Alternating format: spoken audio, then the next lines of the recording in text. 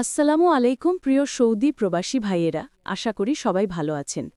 আজকের এই ভিডিওতে এমন একটি খবর নিয়ে কথা বলবো যা নিয়ে বর্তমানে পুরো প্রবাস জুড়ে চলছে তোলপাড়। সোশ্যাল মিডিয়ায় ছড়িয়ে পড়েছে এক আলোচিত খবর।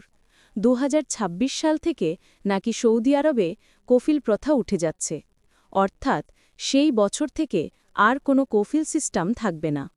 আপনি নিজের ইকামা নিজেই করতে পারবেন, এমনকি দেশের টিকিট নিজে কেটে চলে যেতে পারবেন। শুনে নিশ্চয়ই অবাক লাগছে, তাই না? কিন্তু প্রশ্ন হচ্ছে, এই খবরটা কি সত্যি নাকি শুধুই গুজব?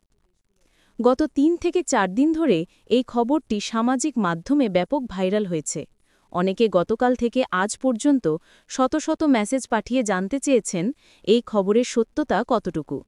বাংলাদেশের কিছু টিভি চ্যানেল, এমনকি ভারতের বিখ্যাত ইন্ডিয়া টাইমস পত্রিকাও এই খবরটি প্রকাশ করেছে। তাদের বক্তব্য অনুযায়ী সৌদি আরবের কিছু গণমাধ্যম নাকি প্রকাশ করেছে যে ২০২৬ সাল থেকে কফিল প্রথা থাকবে না। এই সংবাদ ছড়িয়ে পড়ার পর আমরা সৌদি আরবের সবচেয়ে বড় বড় গণমাধ্যমগুলো, যেমন Saudi gazette, Saudi news, Saudi Akhbaria, সবকিছু খুঁজে দেখেছি। কিন্তু আশ্চর্যের বিষয়, কোথাও এমন কোনো খবর পাওয়া যায়নি। সৌদি সরকারের কোনো মন্ত্রণালয়, কোনো অফিসিয়াল সোর্স বা কোনো মন্ত্রী এমন কিছু ঘোষণা করেননি। বাংলাদেশ ও ভারতের কিছু গণমাধ্যম বরাবরই গুজব ছড়ানোর জন্য কুখ্যাত। তারা অনেক সময় কোনো যাচাই বাছাই ছাড়াই নিউজ প্রকাশ করে ফেলে।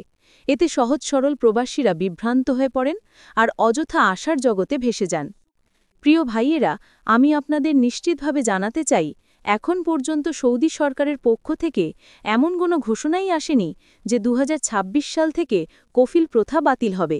তাই এই মুহূর্তে এই সংবাদ ১০০% গুজব এবং ভুয়া তথ্য হিসেবে ধরা যায়। আশা করছি এখন আপনারা স্পষ্টভাবে বুঝতে পারছেন আসল সত্য কি। দয়া করে এসব ভুয়া খবর বিশ্বাস করবেন না।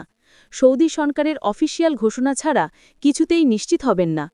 আমরা দূরপ্রবাস চ্যানেল সবসময় চেষ্টা করি আপনাদের কাছে নির্ভরযোগ্য তথ্য পৌঁছে দিতে।